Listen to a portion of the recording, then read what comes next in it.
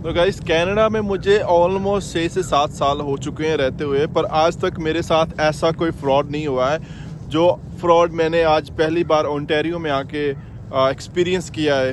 बहुत ही मुझे दुख लगा इस बात का, क्योंकि जिस बंदे ने फ्रॉड किया है वो भी अपना ही बंदा था, वो इंडिया का था बंदा।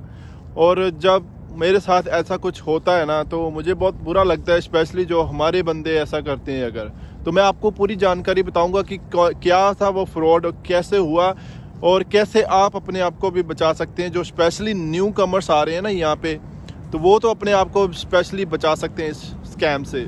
तो हुआ कुछ ऐसा कि मुझे चाहिए था iPhone 14 Pro। तो मैं जब लेने गया तो मुझे कपल ऑफ ऑप्शंस पता थी। तो मुझे सबसे पहले मैंने ऑनलाइन चेक किया भी कहाँ से मैं सस्ता फ़ोन ले सकता हूँ।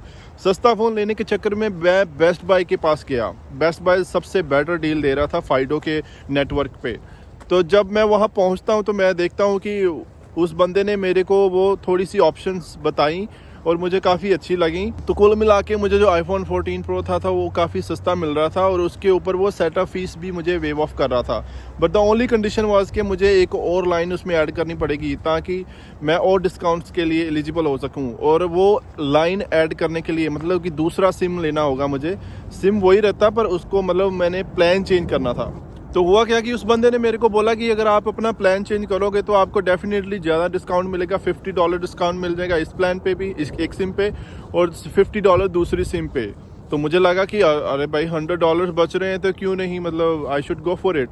तो मैंने वो सिम ले लिया। तो उसने बोला कि आपको इसकी कोई भी जो सेटअप फीस होती है, जब आप इनिशियल सिम लेते हो ना तो आपको एक फ़ीस चार्ज करते हैं, वो 50 से लेकर $100 तक होती है। तो उस बंदे ने मेरे को ये बोला कि आपको कोई भी चार्जिंग फीस नहीं लगेगी, सेटअप फीस नहीं लगेगी। ठीक है, मैंने मान लिया उसके बातों को। उसके बाद 2 वीक के बाद मुझे ईमेल आती है। उस ईमेल में लिखा जाता है, आपको मैं स्क्रीनशॉट भी डाल दूंगा उस ईमेल में, मुझे 2 बार सेटअप फीस चार्ज की जाती है। और उसके बाद मैं इस बंदे के पास जाता हूँ बेस्ट बाय में, और आपको यकीन नहीं होगा, आपको हैरानी होगी कि मुझे उसने क्या कहा। जब मैंने उसको बोला कि मुझे सेटअप फीस 2 बार चार्ज कर ली गई है, तो उसने मुझे सीधा सीधा मेरे मुंह पे बोल दिया कि मैंने आपको ऐसा बोला ही नहीं था। तो मैं अभी उस पॉइंट पे हैरान हो गया कि भाई साहब ये क्या बोल रहा है बंदा, ये क्या कर रहा है। तूने खुद मेरे को कमिटमेंट की है, मुझे अच्छी तरह से याद है एक एक लफ्ज तूने बोला था उस वक्त जब उसने सेल करनी थी। तब तो उसके जो बोलने का तरीका था वो बहुत ही मीठा प्यारा, जैसे होता है ना कि आपसे उसने कोई काम अच्छा लेना हो जब किसी ने, तो आपसे वो बहुत मीठे लहजे में बात करता है। तो वही उस वक्त वो कर रहा था। उसको था कि बस मैं अपनी सेल टारगेट है जो वो कंप्लीट कर लूँ, अपनी सेल ले लूँ इस बंदे से, और उसके बाद मुझे कोई लेना देना नहीं है। वही हुआ, मैंने उसको अपनी सेल दे दी। उसके बाद जब मैं दोबारा उसके पास गया यही पूछने कि ऐसा क्यों हुआ है, मुझे 2 बार ये चार्ज फीस क्यों की है तुमने, तो उसने बोला कि मैंने तो ऐसी कोई कमिटमेंट ही नहीं की थी।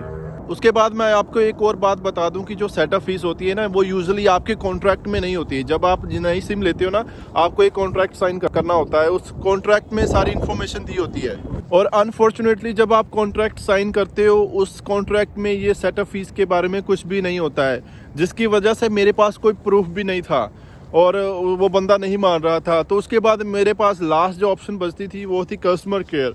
तो मैंने कस्टमर केयर को फ़ोन किया, उनको सारी बात बताई कि मुझे जो आपके जो रिप्रेजेंटेटिव है उन्होंने मुझे प्रॉमिस किया था कि आपको कोई भी सेटअप फीस जो है नए अकाउंट की वो चार्ज नहीं होगी। तो फिर भी मेरे जो $100 हैं वो आप काट रहे हो, तो मुझे डिस्काउंट चाहिए, क्योंकि ऑलरेडी मैं आपका बहुत ही अच्छा लॉयल कस्टमर रहा हूँ। पर फिर भी मुझे मैं नहीं पे करना चाहता हूँ कोई भी सेटअप फीस, तो आप इसका कुछ हल निकालें। तो गाइस दुख की बात यह है कि कस्टमर सर्विस वालों ने भी हाथ खड़े कर दिए। उन्होंने बोला कि फरवरी के मंथ में ऐसी कोई प्रमोशन ही नहीं थी कि जिससे आपकी जो न्यू कनेक्शन की फ़ीस है वो वेव ऑफ हो जाए। तो अनफॉर्चुनेटली हम भी आपकी इसमें कोई मदद नहीं कर सकते हैं। तो डेफिनेटली अब यहाँ पे उस बंदे ने अपनी सेल करने के लिए, अपना सेल टारगेट पूरा करने के लिए, मुझे नहीं पता क्यों मुझसे झूठ बोला। अगर ऐसा होता तो डेफिनेटली मैं अपना जो दूसरा कनेक्शन है वो ना लेता, वो अपग्रेड ना करवाता, ताकि मुझे $50 तो एटलीस्ट ना पे करने पड़ते, राइट। जो ऑलरेडी कनेक्शन मेरे पास है, it does not make sense कि मैं और उसको दोबारा से अपना रीन्यू करवाऊँ और अपनी $50 सेटअप फीस पे करूँ। ये कोई सेंस नहीं बनती है। नए फ़ोन पे डेफिनेटली चलो ठीक है, आपने चार्ज कर लिया $50, ठीक है, मान लिया आपको दे दिए, पर जो ऑलरेडी मेरे पास कनेक्शन है मैं उसका ऑलरेडी आपको क्यों पे करूं, राइट? तो वो बंदा नहीं माना, कोई भी नहीं माना, तो अभी हालात ये है कि मुझे उनको $100 पे करने ही पड़ेंगे। इसका कोई रिज़ल्ट नहीं निकला है, पर अगेन मेरा ये वीडियो बनाने का यही मकसद था कि अगर आप $100, नो डाउट गाइस इतनी बड़ी अमाउंट नहीं है, बट अगर आप $100 कमाने जाते हो बाज़ार में, कनाडा में, यहाँ पे स्पेशली, तो आपको पता चल जाएगा कि आप कैसे वो मतलब $100 आप बनाते हो। कई लोगों का एक दिन का ये पूरा मतलब सैलरी होता है $100। मुझे स्टिल याद है कि जब मैं स्टूडेंट था $100 मैं एक दिन में भी नहीं बना पाता था, $90 to $80 ही कई बार बनते थे। तो डिपेंड करता है कि आप कौन सी जॉब करते हो, but most of the time लोग जो क्या है वो लेबर जॉब करते हैं, तो इतने ही $150 इतने ही बनते हैं यहाँ पे एक दिन के। तो आप ध्यान रखें, खुद ऐसे लोगों से बचें, पहले ही उनसे कमिटमेंट ले लें रिटर्न में कि आप अगर ये बोल रहे हो कि सेटअप फीस नहीं है तो मुझे लिख कर दे दें।